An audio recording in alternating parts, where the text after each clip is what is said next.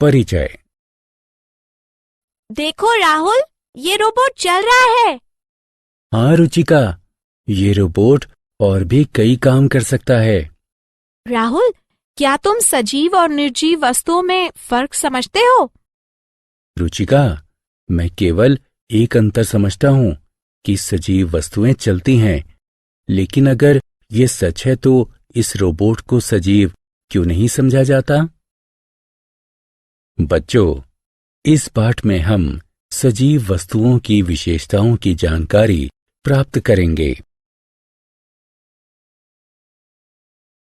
आओ सीखें।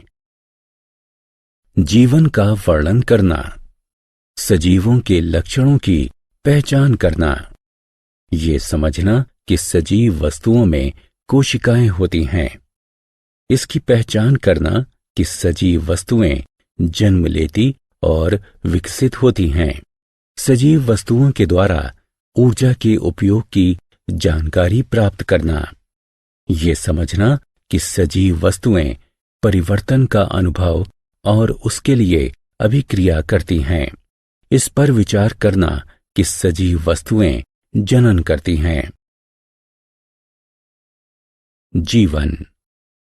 जीवन उन रासायनिक अभिक्रियाओं के जरिए इसे परिलक्षित करने वाले अणुओं का विलक्षण जटिल कोशिकीय संगठन है, जिनके फलस्वरूप जन्म, विकास, अभिक्रियात्मकता, अनुकूलन और जनन होता है।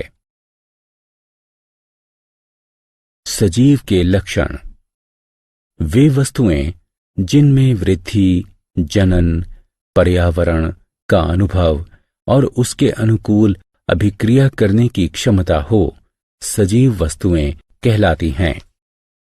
पेड़ पौधे और पशु दोनों सजीव हैं, इसलिए जीव विज्ञान में पेड़ पौधों यानी वनस्पति विज्ञान और पशुओं यानी जंतु विज्ञान दोनों का अध्ययन किया जाता है।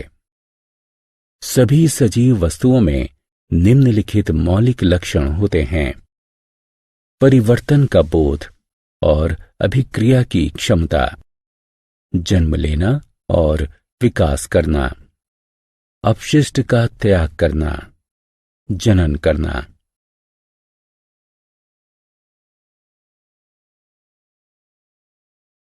सजीवों में कोशिकाएं।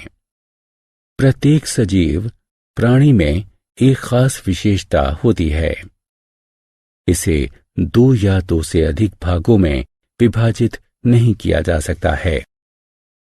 किसी सजीव प्राणी का शरीर एक या एक से अधिक कोशिकाओं का बना होता है। कोशिकाओं को जीवन का संरचनात्मक एवं कार्यात्मक एकक माना जाता है। कोशिकाएं जीव द्रव्य अथवा सजीव पदार्थ से बनी होती हैं। शरीर की सभी क्रियाएं और जीवन के गुणधर्मों का कारक जीव द्रव्य होता है। कुछ सजीव प्राणी केवल एक कोशिका से बने होते हैं, जैसे अमीबा, पैरामीशियम। इन्हें एक कोशिकीय कहा जाता है। वे जीव जो अनेक कोशिकाओं से बने होते हैं बहुकोशिकीय कहलाते हैं। सजीव प्राणियों का जन्म और विकास। सभी सजीव बढ़ते तथा विकास करते हैं। सजीव में बढ़त नए जीव द्रव्य के आकार, भार एवं संश्लेषण में वृद्धि के कारण होती है। पशुओं का विकास एक निश्चित आयु तक होता है, जबकि पेड़ पौधे जीवन पर्यंत बढ़ते रहते हैं। सजीव प्राणियों द्वारा ऊर्जा का उपयोग। न केवल शरीर के विभिन्न क्रियाकलापों के लिए, बल्कि उत्क्रम माप यानी किसी प्रणाली में विकार या रोग की सीमा को नियंत्रित रखने अथवा गड़बड़ी को दूर करने के लिए भी सजीव प्राणी को निरंतर ऊर्जा की आवश्यकता पड़ती है। भोजन ऊर्जा का स्रोत होता है। शरीर की हर कोशिका को इसकी जरूरत होती है। पेड़ पौधे प्रकाश संश्लेषण की क्रिया से अपना भोजन तैयार करते हैं। प्रकाश संश्लेषण की क्रिया के लिए पेड़ पौधों को धूप, पानी और पर्णहरित यानी क्लोरोफिल की जरूरत होती है।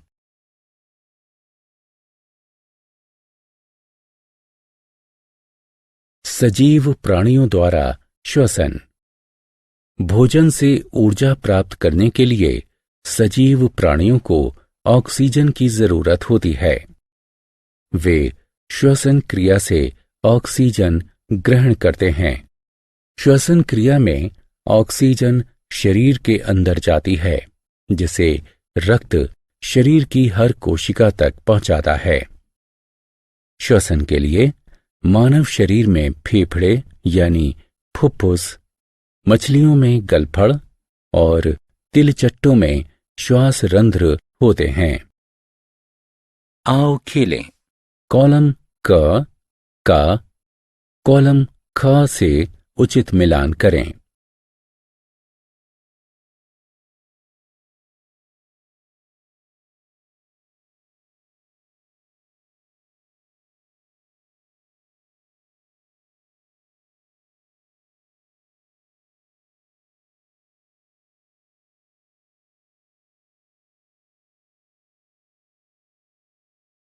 सजीव प्राणियों में परिवर्तन के अनुभव और अभिक्रिया की क्षमता। चेतना आसपास के वातावरण को समझना और उद्दीपन से अभिक्रिया करना कहलाती है। किसी प्राणी अथवा अवयव की उद्दीपन से अभिक्रिया करने की क्षमता सुग्राहिता यानी संवेदनशीलता कहलाती है। सजीव प्राणी में जनन। बच्चे बढ़ते और प्रौढ़ होते हैं। उनमें अपने ही जैसे शिशुओं को जन्म देने की क्षमता का विकास होता है। जीवन की उत्पत्ति पूर्ववर्ती जीवन से होती है। हमने क्या चर्चा की? संसार में दो प्रकार की संरचनाएं हैं, सजीव और निर्जीव। सजीव प्राणी जटिल तत्व हैं। सभी सजीव प्राणियों की कुछ मौलिक विशेषताएं होती हैं। कोशिका जीवन की सबसे छोटी इकाई है।